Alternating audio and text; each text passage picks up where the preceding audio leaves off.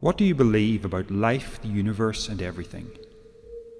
Maybe you were told a story as a child, and your little brain soaked it all up without questioning anything.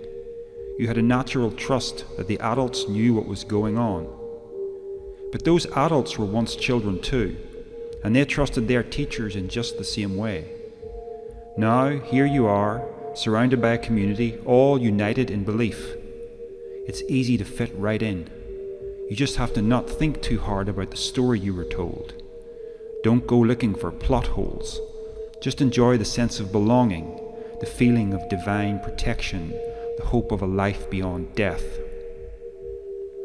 But maybe you're one of the few who couldn't help but notice the plot holes, and the harder you looked, the more you found, until eventually you had to tear it all apart. This was a blessing and a curse. No more struggling with a dictated version of reality that doesn't sync with the reality of your experience. No more feeling at war with yourself, striving to please a God who set the rules in opposition to the nature he gave you. But the downside is, you're all alone now, an accidental being that has no reason to be, in a cold mechanical universe that has no reason to be, and in a few years you won't even be at all. The truth is a bitter pill.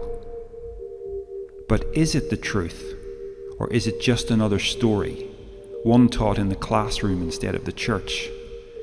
This is the story that says the human window on reality is the only reality. It's a story full of verifiable facts and testable equations, and it all holds together really well, and it's true for as far as its reach extends. But it's incomplete, and it deals only in surfaces. This story assumes there is no hidden heart to the universe, because we've only understood that heart as a God invented in man's image, a divine ego dealing out rewards and punishments. When we're born, we're all confronted by a deeply mysterious world that we experience through an equally mysterious window of consciousness. Life comes to us without an instruction manual.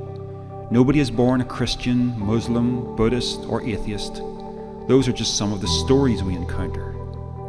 I have a story to tell too. Just one more to add to the pile, huh? Not quite. Mine is a story that you understood intuitively, without words, when you were a little child. Can you remember the simple sense of wonder you once felt, before religion poisoned it, before science suffocated it? You were never supposed to lose that original wonderment. You were never supposed to feel that it was your job to conquer the big mystery, or to feel perpetually frustrated by having failed where others had succeeded. No one has succeeded.